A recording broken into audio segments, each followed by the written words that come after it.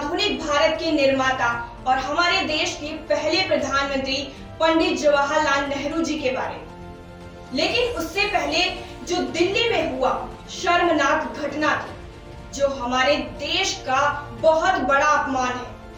इन सभी सवालों के जवाब देने के लिए एक बार फिर से हमारे स्टूडियो में हमारे साथ मौजूद हैं कांग्रेस के कार्यकर्ता विनय सिंह जी। सर, बहुत बहुत स्वागत है आपका एक बार फिर से हमारे स्टूडियो में और बहुत बहुत धन्यवाद आपका इस विषय का हिस्सा बनने के लिए।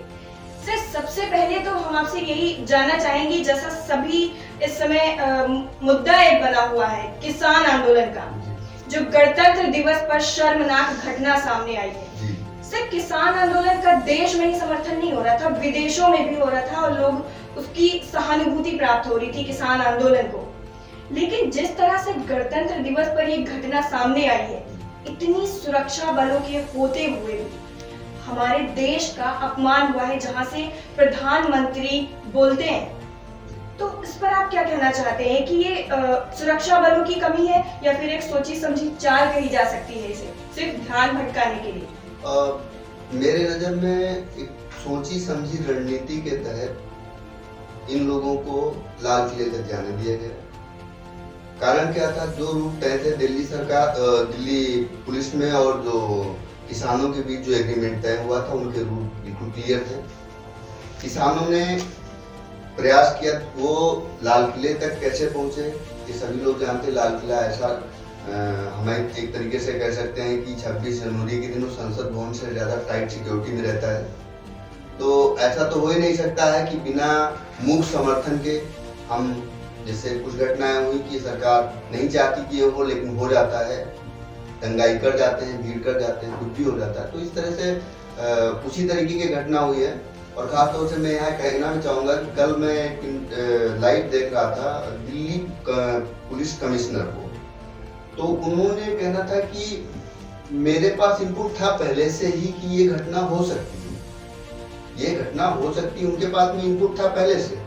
लेकिन जब उनके पास में इनपुट था ये घटना हो सकती है, तो उनको होम मिनिस्ट्री को बताना चाहिए था, या तो उनके पास, हाँ, दूसरा चीज एक और उन्होंने कहा था कि मेरे पास आर्डर नहीं है, ये मिस कर रहा था वर्ड, उन्होंने कहा मेरे पास आर्डर नहीं है। तो अगर आर्डर नहीं थे, किसके आर्डर नहीं थे, क्या आर्डर नहीं थे? कोई संसद में घुस जाएगा और आपके पास आर्डर नहीं है, मतलब वो संसद को तबाह करके चला गया और आप ऑर्डर का इंतजार करते रहे जब तक पूरा बर्बाद हो चुका था। और इसका मतलब होगा कि सरकार का कहीं न कहीं ऐसा मूक समर्थन था कि इस आंदोलन को इस लेवल तक जाने दो ताकि इसको नेस्तो नाबूद करने में आसानी हो जाए, किसानों की बात दबाई जा सके। और इस विषय पे मैं सिर्फ इतना कहना चाहूंगा कि अपने किसान भाइयों से कि आपको घबराने की जरूरत नहीं है। गांधी जी ने बहुत ही कम संसाधन, मैं तो कहता हूँ, एक डंडे लेके चलते थे, डंडा, और वो भी कभी इस्तेमाल नहीं किए होंगे, अपनी सपोर्ट के लिए चलते थे। तो उन्हीं के रास्ते पे चलिए। 200 साल से हम लोग बेड़ियों में जकड़े इस देश को उन्होंने अहिंसा के रास्ते से आजाद करा लिया। तो ये कोई बहुत बड़ी बात नहीं, किसान भी इतनी बड़ी बात नहीं कि वो वापस नहीं होगा, वापस होगा, लेकिन इन सब तरीके से। और आसपास मैं आपसे फिर अनुरोध करना चाहूंगा किसान भाइयों से कि आपसे विनम्र अनुरोध है कि राजनीतिक पार्टियों, खास और ऐसे लोग जो भड़काने वाले हों, लड़ने वाले हों, इनसे दूरी बना के रखिए, नहीं तो जानबूझ करके आप कमजोर हो जाएंगे। और आपको कमजोर किया जा रहा है, तोड़ने की राजनीति चल रही है, और इससे बचने का प्रयास कीजिएगा। मैंने कल भी कई लोगों से, किसान नेताओं से बात करने की कोशिश की, खासतौर से उनको फोन स्विच ऑफ जा रहे थे। मैंने कहा इस तरह की घटना हो कैसे कि आप लोगों के बीच में ऐसे लोग कौन आ गए आखिर। दूसरा एक पॉइंट मैं यहाँ और कहना चाहूंगा कि आपने देखा मीडिया में जो ये चीज दिखाई जा रही है, तो किसी भी बंदे को कोई घटना होती है तो उसको जूम करके दिखाया जाता है। तो जूम करके पहचानो ना भाई, वो जो 40, 50, 100, 200 सामने आए थे उनको पकड़ो ना, आपको समझ में आ जाएगा कौन लोग हैं, आपको समझ में आ जाएगा किसान है कि वो कौन बंदे हैं। अभी आपको पता है जो तिरंगा फहरा रहा था, मैं उस विषय पे ज्यादा बात नहीं करना चाहूंगा, जो तिरंगा झंडा वो करके वो अपना धार्मिक झंडा वो फहराया था। तो उस बंदे का दो ऐसी शख्सियतों के साथ फोटो में बाकायदा क्लोजली फोटो है, जिनका सब जानते हो, मैं समझ रहा हूँ लोग समझ जाएंगे इशारा मैं किसकी तरफ कर रहा हूँ। ठीक है, तो इसको देखिए कि कौन से लोग वहाँ किसान आंदोलन के क्या करने पहुंच गए थे। क्या मतलब सीधी सी बात है कि उनको किसी तरह से डाइवर्ट करना है और उसको कमजोर करना है, ज्यादा नहीं कहूंगा। लेकिन किसानों से यह अनुरोध है, हाथ पैर जोड़ करके चुपचाप डटे रहिए, लाठी डंडे का जरूरत नहीं है। मेरा यही छोटा भाई हूँ, यही अनुरोध है आपसे। आप अन्नदाता हो और अन्नदाता सभी का पेट पालता है, और जो सबका पेट भरता हो, विशेष तौर से उसके साथ अन्याय कतई नहीं होना चाहिए। नेहरू जी, इंदिरा जी, राजीव जी, सोनिया जी, राहुल जी, ये है थग्स ऑफ हिंदुस्तान। नेहरू जी, इंदिरा जी, राजीव जी, सोनिया जी, राहुल जी, ये है थग्स ऑफ हिंदुस्तान। जैसा इस वीडियो में आपने देखा कि एक महान प्रवक्ता जी जिनको बोला जाता है, वो नेहरू जी को, उनकी पूरी पीढ़ी को ठग्स ऑफ हिंदुस्तान बोल रहे हैं। सर, जैसा मैं आपसे सीधा पूछना चाहूंगी कि जैसा कि साबित करने पे लगे हुए हैं लोग पंडित नेहरू जी को कि वो एक असफल प्रधानमंत्री हैं और उनको ठग्स ऑफ हिंदुस्तान कहा जा रहा है, इस विषय पर क्या कहना है आपका? खास तौर से जिन्होंने भी नेहरू जी के बारे में ऐसे शब्दों का इस्तेमाल किया है, उनको अपनी ऊंचाई आंकनी चाहिए कि क्या वो नेहरू जी के किसी इर्द गिर्द या आसपास या पैरों के आसपास भी है या नहीं है। नेहरू जी वो शख्सियत है जो विदेशों में पढ़ाई किया और उसके बाद में उस जमाने में उनकी शान शौकत को मैं मतलब लोगों के आज चर्चा का विषय है कि नेहरू जी का कितना रौबदार व्यवस्था था या कितना आरामदेह जीवन था। आरामदेह जीवन छोड़ करके 1919 में जब वो हिंदुस्तान लौटे, तो 1919 में गांधी जी का जो ये आपका जलियांवाला बाग हुआ, ये सब देख करके तो उन्होंने मन में जो है राष्ट्र प्रेम या देशभक्ति के लिए उन्होंने अपना सब कुछ छोड़ करके और कीमती कपड़ों को छोड़ा और वो खादी पहनना शुरू किए। उस समय को सोचिए जरा कि 1919 के दौर में भारत कैसा रहा होगा। और उन्होंने उस गलियों को छाना, पूरा अपना राजसी छोड़ करके। यहाँ तो आपने देखा होगा कि नीचे से ऊपर जाते हुए सबको देखा होगा, लाखों कहानियां सुनी होंगी कि इनके पास 10 रुपए नहीं थे, वो धीरे से 10 रुपए लगा के इतना बन गए। एक गरीब आदमी था, एक चाय वाला था, एक फलाना था, ये था, वो था। लेकिन कभी ऐसा सोचा है कि महात्मा बुद्ध क्या थे? एक राजकुमार थे और उन्होंने राजकुमार का पद छोड़ा, अपनी बीवी बच्चे छोड़े और उसके बाद में जनता की ये भलाई के लिए, और वो क्या बन गए? बुद्ध। नीचे से ऊपर जाता हुआ व्यक्ति बड़ा बनता है, लेकिन ऊपर से नीचे उतर करके जो गरीबों की सेवा के लिए उतरता है वो बुद्ध बनता है। और बुद्ध के बारे में मैं समझता हूँ, मैं इतनी बड़ी टिप्पणी नहीं करना चाहता हूँ, लेकिन मैं जानता हूँ कि पंडित जवाहरलाल नेहरू जी के बारे में जो भी व्यक्ति ऐसा कहा होगा, जो मैं समझ रहा हूँ जिसके बारे में आप कह रही है, तो उनकी किसी के चांद पे कीचड़ उछालने से चांद गंदा नहीं होता है, वो व्यक्ति ही गंदा होता है। दूसरी चीज मैं यहाँ एक कहना चाहूंगा कि वो एक विजनरी व्यक्ति थे। विजनरी मतलब वो एक आधुनिक भारत देखना चाहते थे, वो दुनिया के हर देशों को देखते थे उन्हीं के तरीके से, लेकिन यहाँ के संसाधन कम थे। ठीक, वो कहते थे कि विज्ञान की ओर चलो, ये जो आपका रूढ़ी पंथ है, ये सब चीजें छोड़ो। अभी क्या है, वो इस पे भरोसा थे जो देखा फिर समझा, तो जिसको देखा है समझा है उस पे भरोसा करते थे। आज की सरकारें किस पे भरोसा करती हैं? सुना और समझा, देखा नहीं, सुना है फिर उसको समझा है। तो उस लिहाज से मैं उस बारे में बात करूं कि 1912 में वे भारत लौटे हैं, 1920 में वो पहली बार जेल गए, ठीक है, और मैं समझता हूँ कि 1928 में लाठीचार्ज हुआ, जब एक वो आया था, एक्ट आया था भारत में, रोलर एक्ट था शायद, मैं समझ रहा हूँ साइमन कमीशन या रोलर एक्ट, मैं कंफर्म नहीं हूँ, क्योंकि उसमें 1928 में तो उसमें लाठीचार्ज वो घायल हुए और जेल भी गए। अपनी लाइफ में पूरी 9 बार वो जेल में रहे। डिस्कवरी ऑफ इंडिया जेल से ही लिखी। ऐसा व्यक्ति जो सिंधु सभ्यता से लेकर आधुनिक भारत का वो विचारक रहा हो, जिन्होंने ऐशोआराम सारे छोड़ करके आजादी में योगदान दिया। हाँ, तो ये देखिए अभी क्या लोग हैं, उनको जो कंफर्टेबल फील करते हैं वो उनके हो जाते हैं, और जो जिनसे कंफर्टेबल नहीं फील करते हैं वो उनसे दूर रहते हैं। अभी नेता सुभाष चंद्र जी बोस इनके हैं, अभी इस चर्चा में आगे बातें होंगी कौन कौन इनके और कौन कौन क्या था व्यवस्था।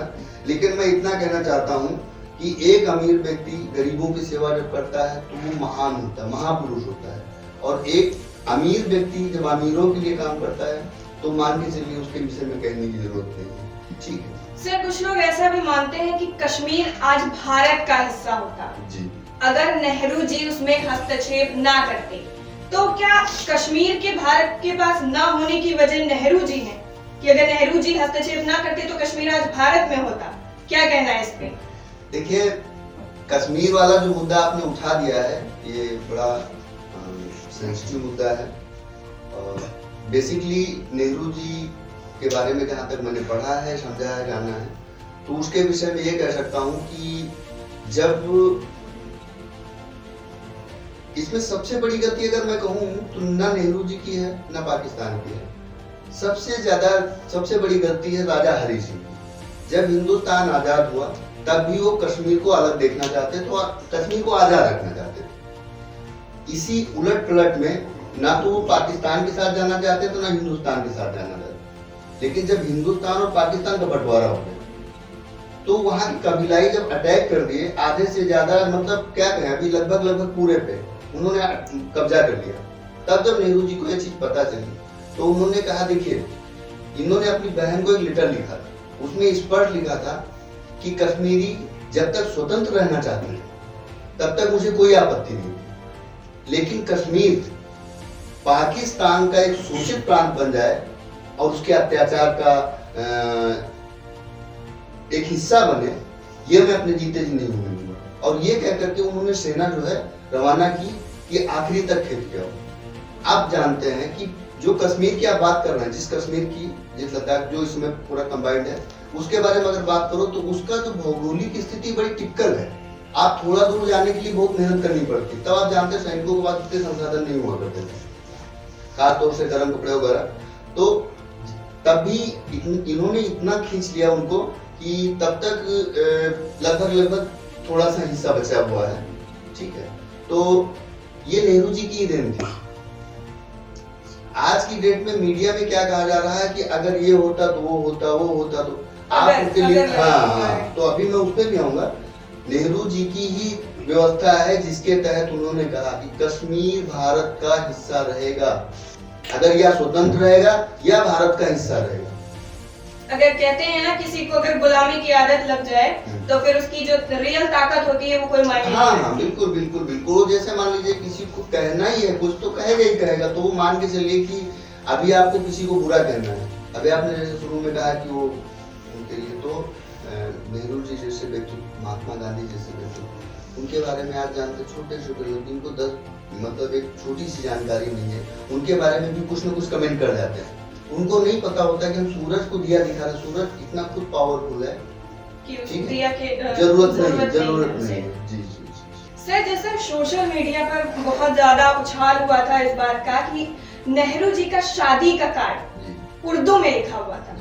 तो जहां तक हम सभी ये जानते हैं, भली भांति इस चीज से परिचित है बिल्कुल, कि पिछले जो भी जमाना गुजर चुका है, क्रांतिकारियों का जो जमाना था, उसमें ज्यादातर जो भी दस्तावेज सरकारी होते थे, किसी को पत्र देना है, किसी को कोई संदेश पहुंचाना है, वो ज्यादातर सभी उर्दू में ही लिखे होते थे। तो सीधा यहाँ पे ये बोला जा रहा है कि उर्दू में लिखा हुआ था, मतलब वो ब्राह्मण या हिंदू होने का दिखावा करते थे, वो थे मुसलमान, हिंदू होने का दिखावा करते थे। इसका मतलब कोई भी क्रांतिकारी मुस्लिम मतलब हिंदू नहीं था, सब मुसलमान थे। नहीं, सिर्फ और सिर्फ धर्म और जाति के आधार पर क्रांतिकारियों को भी विभाजित किया गया है। देखिए, इस विषय पर क्या कहना? मेरा कहने का मतलब क्या है ना कि किसने कहा ये चीज, पहले ये मायने रखती कि जो व्यक्ति बोला होगा सोशल मीडिया पे उसका क्या वैल्यूएशन है। और लोग तो दुनिया को पीछे कुछ भी कह देते हैं, कुछ लोग होते अपनी हैसियत नहीं समझते क्या बोलना क्या नहीं बोलना। लेकिन आपने ये क्वेश्चन पूछ लिया तो मैं विषय बताऊं आपको कि जो कार्ड के विषय में कहा, तो जितने सम्राट लोग होते थे उसमें, राजा रजवाड़े होते थे, तो वो एक फारसी वर्ड होता था, फारसी में लिखा जाता था। हाँ जी, फारसी में लिखा जाता था। तो इससे लगता था कि वो रॉयल फैमिली से ताल्लुकात रखते हैं। और रही बात अगर खाली उर्दू की बात, तो उर्दू कौन सी बुरी लैंग्वेज है भाई? भगत सिंह के तो सारे लेटर आप देखो उर्दू में ही है, वो तो बोल के देखो ना, पढ़ के देखो, देख के देखो, उसका वर्जन निकाल के देखो, सब उर्दू में ही है। वहाँ की सरकारी भाषा ही उर्दू हुआ करती थी। आप देखो अभी आपका कोर्ट कचहरी में जो चलता है अभी भी उर्दू के वर्ड इस्तेमाल किए जाते हैं। तो इन सब चीजों की, लेकिन मेन चीज है क्या ना, पंडित जी का मेन फोकस क्या होता था कि युवाओं का कैसे रोजगार चले, कैसे लोग आगे बढ़े, कैसे क्या करें। उन्हें नफरत, जो ये जातिवाद, धर्म, आपने अभी एक वर्ड दिया हिंदू मुसलमान, ये कहीं था ही नहीं। इस विषय में अभी आगे बताऊंगा आपको कि पंडित जी का सोचना था। आपको मैं बताऊं कि जब हिंदुस्तान और पाकिस्तान का बंटवारा हुआ तो उस दौरान दोनों देशों में एक परस्पर संधि हुई थी कि जो व्यक्ति जहां जाना चाहे, कंफर्टेबल जहां फील करता हो वहां चला जाए, कोई बाध्यता नहीं है। उस दौरान जिसको जहां अच्छा लगा वो चला गया। हिंदुस्तान में वहां पे जब मारकाट हुई पाकिस्तान में, सभी जानते हैं गदर का टाइम था, तो हिंदुस्तान में भी इतना तकलीफें हुई। तो यहाँ के भी जो कम्युनिटी थी, जो माइनॉरिटी थी, उसको अनसिक्योरिटी फील हुई। तो वहां पे नेहरू जी ने डायरेक्टली बोला, यार देखो ऐसा ना, अगर मैं प्रधानमंत्री हूँ तो मेरे लिए सभी बराबर है, और आपको अगर यहाँ रोका गया है तो आप पूरी सुरक्षा में हो। ना मेरे लिए हिंदू बड़ा है ना मुसलमान बड़ा है, सबसे बड़ा दोनों लोग पूरी तरह। और इवन यहाँ सिख ईसाई और भी लोग हैं, सबसे बड़ी इंसानियत। हाँ, तो वो केवल एक धर्म निरपेक्षता के पक्ष में थे, कोई पंथ विशेष के पक्ष में नहीं थे। हिंदुस्तान को आज मैं आपको बता दूं कि अमेरिका के बाद हिंदुस्तान एक पहला देश है जिसमें लोकतंत्र सक्सेस है, सफल है। और उसकी यही विविधता है कि यहाँ पर किसी को भी कुछ बोलने की आजादी है। आप प्रधानमंत्री को कुछ बोल सकते हो, आप मोदी को कुछ बोल सकते हो, आप गांधी को कुछ बोल सकते हो, आप नेहरू को कुछ बोल सकते हो, इंदिरा को बोल सकते हो, किसी महान, उनको अच्छा बुरा कोई मतलब नहीं, आपको कुछ नहीं होगा। इतनी आजादी है यहाँ पे। तो ये जो आपने कहा, ये मुद्दा तो खैर तुच्छ टाइप का है, इस विषय पे कुछ नहीं कहना चाहिए। सर, आजादी की अगर बात हो रही है तो जैसा कहते हैं आरएसएस की भूमिका आजादी में बहुत ज्यादा मानी जाती है, लेकिन आरएसएस की जो सक्रियता आजादी के टाइम थी, क्या वही सक्रियता आज के आधुनिक भारत में भी है? जो इस टाइम समय चल रहा है, आरएसएस की सक्रियता उतनी ही आज भी है? अरे भाई, पहले समझो तो, आजादी में कहीं आरएसएस का रोल ही नहीं। एक बंदा, ये लोग तो अंग्रेजों के जो लोग आते थे राजा वाजा, वहाँ सलामी देने के लिए खड़े रहते थे खाली, इनका काम सिर्फ इतना था। आजादी से इनको क्या मतलब है? ये ऐसे लोग हैं जो इंतजार करते हैं, तू चल मैं आता हूँ, तुम चलो अपना काम करो, मैं इंतजार करता हूँ, अभी खाना बन गया है, तब खाने के टाइम सबसे पहले आ जाएंगे। तो इनका मतलब क्या है? आजादी में पूरे आरएसएस का एक व्यक्ति का नाम बता दीजिए, कहीं कोई रोल नहीं आरएसएस में। और इन्होंने खाली वेट एंड वॉच किया, मतलब इंतजार किया और मत देखा कि हाँ कब से हम लंबे समय तक के रहे। नेहरू जी के समय तक ये नहीं पनप पाए, इंदिरा जी के समय तक नहीं पनप पाए। क्यों नहीं पनप पाए? कि उन्होंने ऐसी विचारधारा को पनपने नहीं दिया जो खाली किसी वर्ग विशेष या धर्म विशेष को लेकर चलती हो। तो अब ये जब राजीव जी एक्सपायर हुए, उसके बाद से ये थोड़ा सा पीवी नरसिम्हा राव जी के जमाने में कंफर्टेबल फील किए। तो वहां से इनका जो है पूरा आंदोलन और ये सब चलने लगा कि हाँ ऐसे करके इसको लाना है। तो क्या है ना, इनकी ये धार्मिक नहीं है। धार्मिक होना दूसरी बात है, धर्मांध है लोग, उन्माद नहीं होता है अंदर से इतना जैसे पागल टाइप का कि हम ऐसा कर देंगे ऐसा कर देंगे। अरे दुनिया में अति हर चीज की बुरी होती है, मतलब इस अति तक के लोग की अधिकता नुकसान देती है। ये धार्मिक नहीं, ये धर्मांध व्यवस्था है। ये किसी लेवल तक जा सकते हैं। ये गांधी को मारने वाले लोग हैं, जिसको राष्ट्रपिता कहते हैं। आपके नोटों पे उनको प्रतीक के रूप में स्वीकार किया जाता है, यानी हर समय गांधी जी किसी के साथ चलते हैं, ठीक है। उस व्यक्ति को सूट करने वाले विचारधारा को पोषित करने वाले लोग हैं। आप सोचो, जो विचारधारा गांधी को मार सकती है तो किसको जिंदा छोड़ेगी? आप सोच सकते हैं किस लेवल के लोग हैं। तो इनका ना आजादी में रोल था ना आजादी में, तो ये बिल्कुल जैसे फालतू टाइप के नहीं होते कि हाँ दुआ सलाम करने के लिए। अभी आजादी के बाद इन्होंने उस विश्व वृक्ष को पनपाया है जो आज पूरी तरीके से देश में जहर का काम कर रहा है। लोग परेशान हो चुके हैं, कोई सरकार से को न रोजगार से मतलब है, न कोई आम मूलभूत सुविधाओं से मतलब है। आक्रोश इतना पैदा करो कि आदमी उस समय आपके साथ चला जाए, और एक बार आपके साथ चला जाता है तो कम से कम 5 साल आप कंफर्टेबल है, फिर उसके बाद देखा जाएगा क्या करना है। ठीक है, तो आरएसएस का तो समझ ही सकते हैं। और एक चीज मैं यहाँ और कहना चाहूंगा इस चीज को कि आरएसएस के लोगों ने या अभी जो चल रहा है उसमें कई बार चीज कही गई है कि प्रधानमंत्री पटेल जी होते तो ज्यादा कंफर्टेबल होता। इन आरएसएस वालों को ये नहीं पता है, और जो इसकी इकाई भारतीय जनता पार्टी है उनको ये नहीं पता है कि सरदार पटेल ही ऐसे व्यक्ति हैं कि गांधी जी की हत्या के बाद में आरएसएस का जब नाम आया तो उन्होंने हजारों आरएसएस कार्यकर्ताओं को जेल में ठुसवा दिया। उन्होंने कहा ऐसी विचारधारा को हिंदुस्तान से खत्म कर देना चाहिए। फिर वहीं पे नेहरू जी ने उन आरएसएस कार्यकर्ताओं को छुड़वाया, कहा नहीं, इंसान गलत नहीं होता है, उसकी विचारधारा को मारना है, इंसान को नहीं मारना है। तो आप सोचिए कि कौन ये जो आप सरदार वल्लभ भाई पटेल की बात कर रहे हैं, अगर वो प्रधानमंत्री कहीं होते तो क्या आरएसएस का नामो निशान होता? तो आप बस इनको समझिए कि इनका आजादी का रोल जो है अब आजकल है लोगों को बेवकूफ बनाना और किसी के धर्म के और ये सब करके आगे बढ़ते रहना।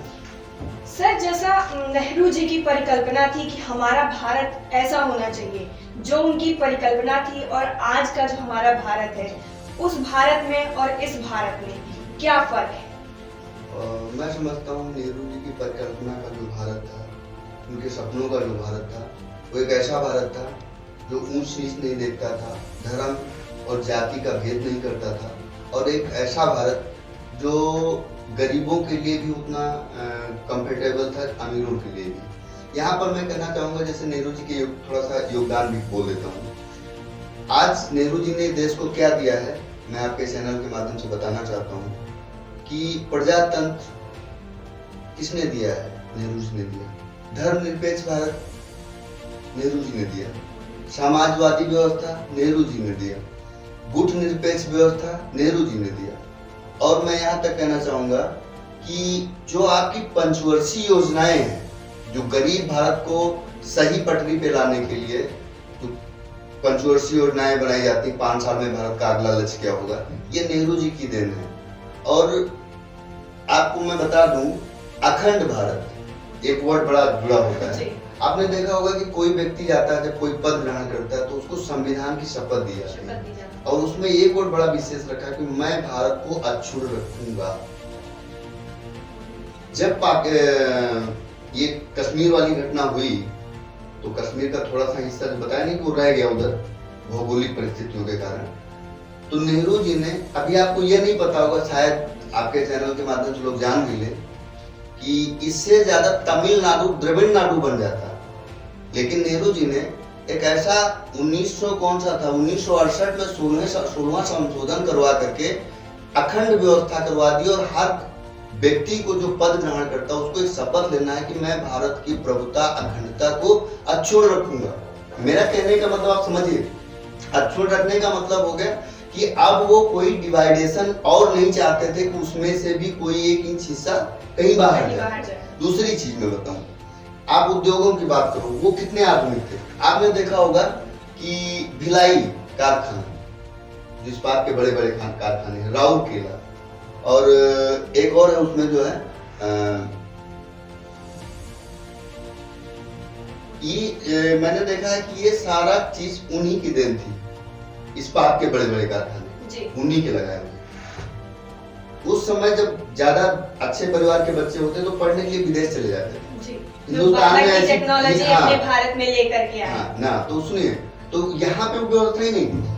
तो नेहरू जी ने क्या किया कि जो IIT, IIM इधर आप देख रही हैं, इनकी स्थापना उन्होंने की। जो आज शायद किसी को ना पता हो, मैं बता देना चाहता हूँ, जो लीक लेके पीट रहे हैं सब लोग, वो देखिए कि वो कितना सोचते थे। उस समय उन्होंने अपने कार्यकाल में IIT, IIM बड़े बड़े उद्योग। और मैं बताऊं उसके ऊर्जा, अच्छे वो जो ऊर्जा होता है, ऊर्जा के बारे में बताऊं, भाखड़ा नांगल बांध, हीराकुंड बांध, सरदार सरोवर बांध, जीहन बांध, ये सब नेहरू जी की देन है, उन्होंने बनवाए, उन्हीं के कार्यकाल से शुरू हुए। तो ऐसे महान व्यक्ति, उनका कोई योगदान न कहे कि वो क्या थे, क्या मतलब किसी को कुछ पढ़ना हो, समझना हो तो पहले उस व्यक्ति के बारे में पढ़ो, फिर उसका कद देखो, फिर अपने को देखो, तब कोई कहते हैं ना सर, अधूरा ज्ञान खतरनाक होता है। आजकल मैं आपको पिछली बार में बोला नहीं था कि राहुल जी के बारे में एक टिप्पणी की जा रही है उतनी सी, तो किसी ने पूरा सुनने की कोशिश नहीं करी। और जो दिखाया गया, जो सुना गया, बस उसी पे अमल कर लिया। बस। तो आज की डेट में क्या है, युवाओं को इस विषय पे समझने की जरूरत है। ये जितना किसी प्रधानमंत्री का देश है उतना ही आपका देश है, और जितनी जिम्मेदारी किसी और व्यक्ति की है, आपकी भी उतनी बड़ी जिम्मेदारी है। मैं नवयुवकों के लिए भी कहूँ कि वो नेहरू जी के बताए हुए रास्ते पे चलिए, अपने देश को उन्नति से और सबसे बेहतरीन बनाने की दिशा में चलिए।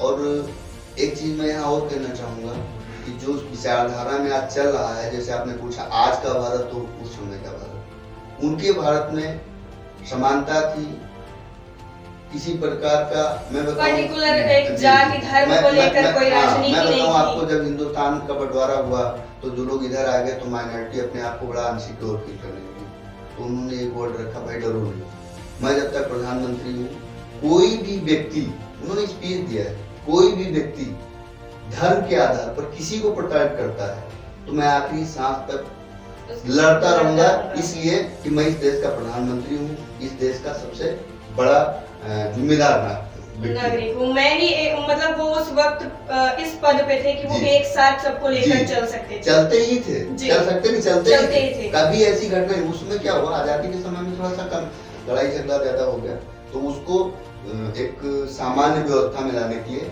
और उन्होंने क्या किया, 3 साल में ही चुनाव करवा दिया। तो लोगों ने धर्मनिरपेक्ष भारत को पसंद किया, ना कि जैसे पाकिस्तान में गया तो मुस्लिम बहुल टाइप का उस तरह के चला गया। लेकिन यहाँ पे लोगों ने महसूस किया कि नहीं, हम शांति से गांधी जी के बताए रास्ते पे चलने वाले हैं। और खासतौर से नेहरू जी के बारे में एक चीज कही गई कि जैसे वो गांधी जी से बड़ा प्रभावित थे जी, तो एक अहिंसा उनके मन में बसी हुई थी, ठीक है।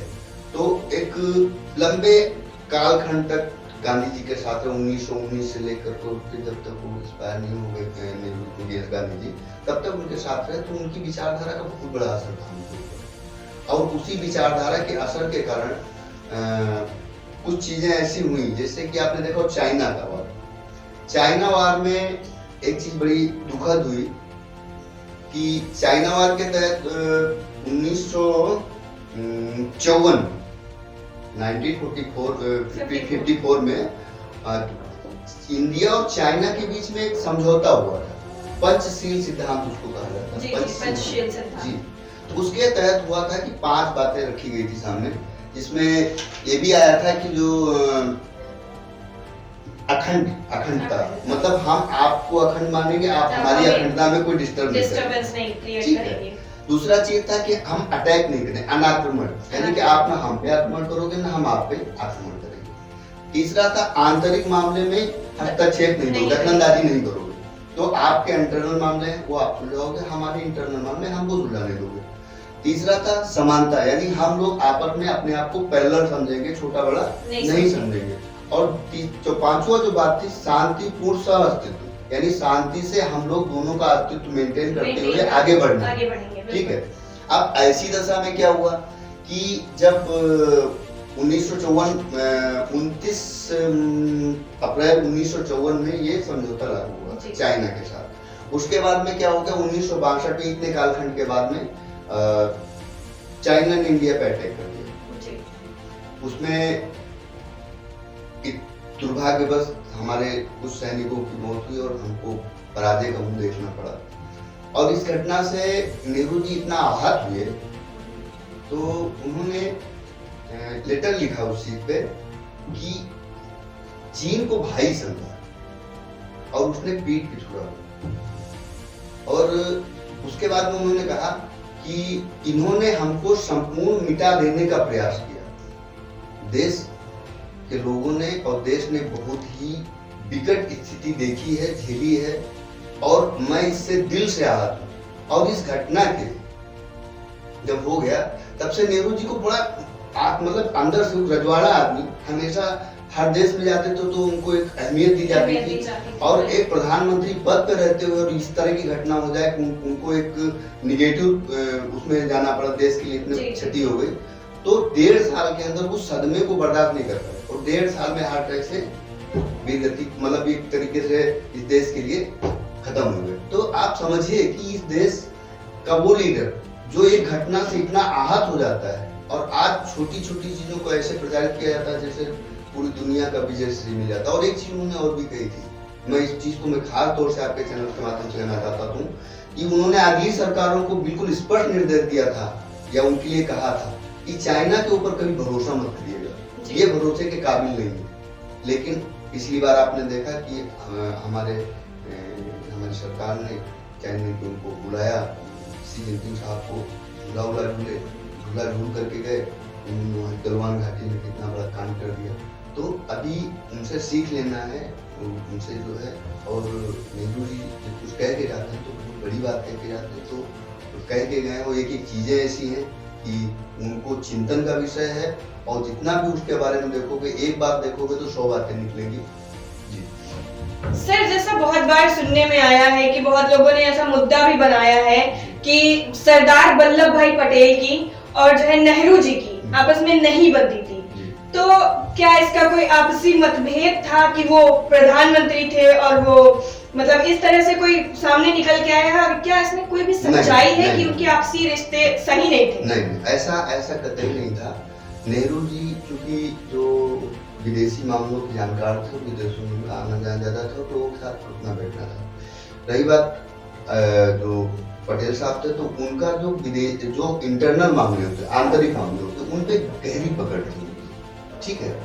और एक दोनों एक जैसे होता है ना कि एक गाड़ी के 2 पहिए, एक बाहरी व्यवस्था को मेंटेन कर ले रहा है, एक अंदर बिल्कुल स्ट्रांगली मेंटेन कर ले रहा है।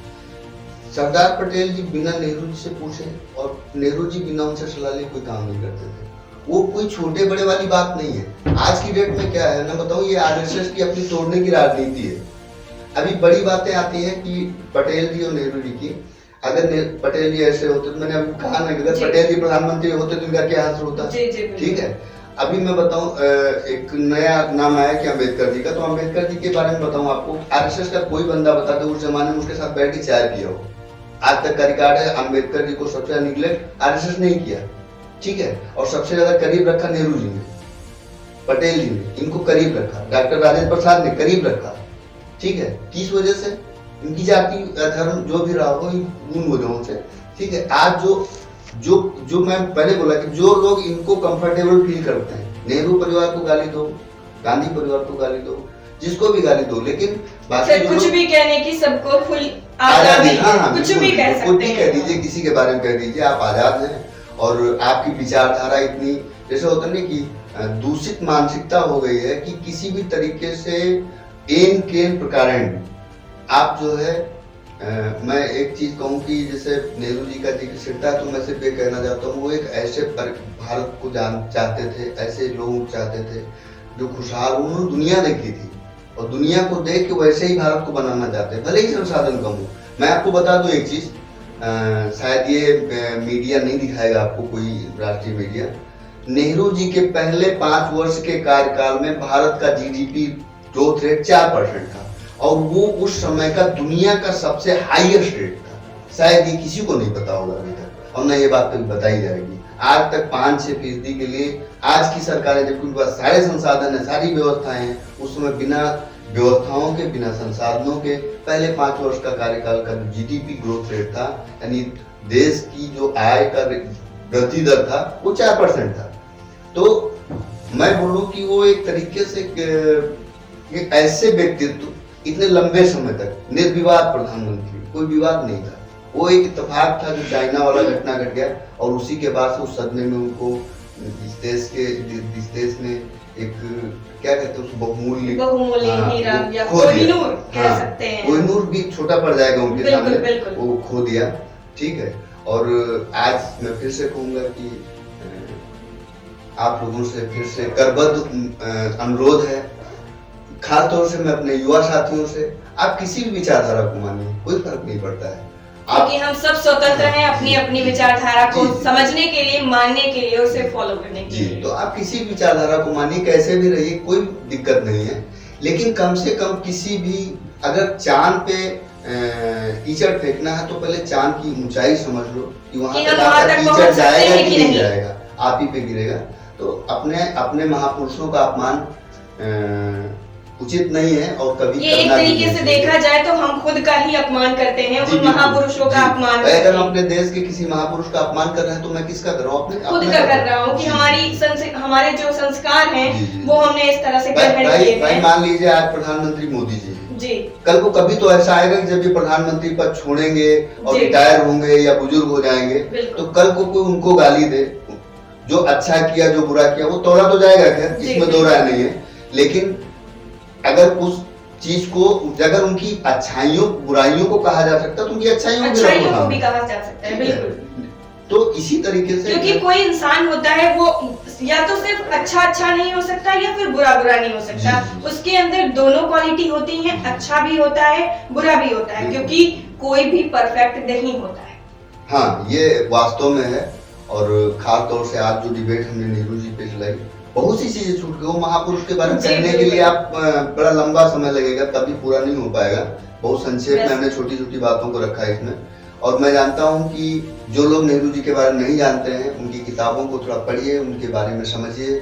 और दो जो ब्लेम है कश्मीर वाला, वो राजा हरि सिंह की गलती से हुआ, ना कि नेहरू जी की गलती से हुआ। नेहरू जी या तो उसको स्वतंत्र देखना चाहते थे या हिंदुस्तान के, पाकिस्तान के साथ देखने की कतई इच्छुक नहीं है। आप उनका लेटर पढ़ लीजिएगा। दूसरी बात चाइना रही, तो 1954 में जो उनकी समझौता हुआ था, 54 से लेकर 62 तक चाइना बिल्कुल शांत रहा। और 62 में अचानक जब लगा कि नेहरू जी कोई कंफर्टेबल, भाई कोई दिक्कत नहीं कर रहा है, कोई जरा सी हरकत नहीं हो रही है, तो उनको भी आराम हो गया, चलो ठीक है यार, क्या डरना, भाई भाई है, इतना हम लोग समझौता हो गया है। तो अचानक सोते हुए पे अगर अटैक कर दिया जाए तो सोता हुआ चाहे पहलवान हो भी दिक्कत में आ जाएगा, ठीक है। तो वो दो चीजें हैं, आप लोग उस नजरिए से, जिस नजरिए से दिखाया जा रहा है उस नजरिए से मत देखिए। आपके पहले प्रधानमंत्री जो वास्तव में महलों से उतर करके और गरीबों की सेवा के लिए आकर के लोगों की सेवा, धूल फाकी। और 1919 में कांग्रेस स्वतंत्रता आंदोलन से जुड़े और लंबे समय तक जुड़े रहे, तब उन्होंने तो कार्यकर्ता के रूप में जुड़े थे। उनको क्या पता था आगे चल के प्रधानमंत्री बन जाएंगे। जैसे मोदी जी हैं, वो पहले इसमें जुड़े थे, उनको क्या पता था हमको प्रधानमंत्री बनना पड़ेगा या मुख्यमंत्री बनना पड़ेगा, ठीक है। तो उसी तरह वो भी कार्यकर्ता थे। ये उनकी किस्मत थी कि वो सबसे योग्य थे और ये इस जनता ने इस काबिल समझा कि उनको ये इज्जत बख्शी, इस पद के योग्य थे वो, तो उन्होंने उसका धर्म भी निभाया उन्होंने। तो मेरे कहने का मतलब है इन सब चीजों को समझिए और खास तौर से रोजी रोजगार पे ध्यान दीजिए। अगली चर्चा जब होगी तो कांग्रेस के किसी अगले प्रधानमंत्री के बारे में होगी। मैं उनकी भी अच्छाइयां और जो आप लोगों के प्रचारित हैं उसके बारे में भी सामने रखूंगा और उनको जबरदस्त तरीके से आपके सामने भी बताऊंगा कि वास्तव में हकीकत है क्या।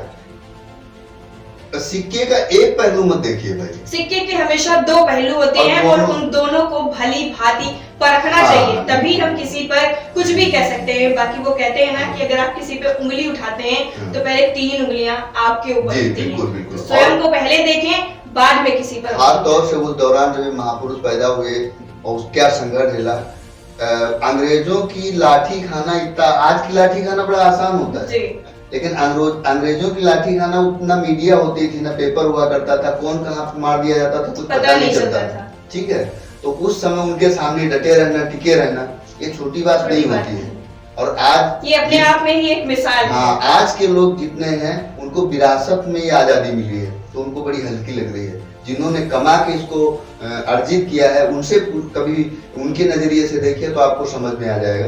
तो मैं चाहूंगा कि नेहरू जी पर जो छोटा सा कार्यकर्ता हूँ, जो थोड़ी बहुत जानकारी थी तय कम समय में वो कह पाया। और इस विषय पे मैं सिर्फ इतना कहना चाहूंगा कि आपके चैनल का बहुत बहुत आभार, बहुत बहुत धन्यवाद। तो मैं चाहूंगा कि एक बार फिर हमको अवसर दीजिएगा कुछ अगले के बारे में बोलने के लिए, ताकि जनता का हो सकता कुछ कांग्रेस के हो सके जो भटके हुए युवा हैं आज जो जैसे धर्मान टाइप पे घूम रहे हैं, धर्म की पट्टी चढ़ाए और इस तरह से हैं, तो शायद उनकी आंखों पे कुछ रोशनी आए कि वास्तव में किस तरफ देश की प्रगति की तरफ चलना है, उन्नति की तरफ चलना है, रोजगार की तरफ चलना है। सबसे अहम चीज जो है वो है रोजगार। अगर आपके पास रोजगार है, आप नौकरी कर रहे हैं, तभी आपकी इज्जत है, वरना कोई वैल्यू नहीं है आज के जमाने में। पेट में रोटी रहेगी तभी आवाज निकलेगी, और निकलेगी नहीं। ठीक है, तो सर बहुत बहुत शुक्रिया आपका हमारे चैनल में आने के लिए और हमारे दर्शकों को इतनी अहम जानकारी देने के लिए। आज की हमारी चर्चा फिलहाल यहीं पर समाप्त करते हैं। अगली चर्चा किस मुद्दे पर होगी या किस मुख्यमंत्री या प्रधानमंत्री पर होगी, ये देखने के लिए बने रहिए हमारे साथ और देखते रहिए खबरों की दुनिया।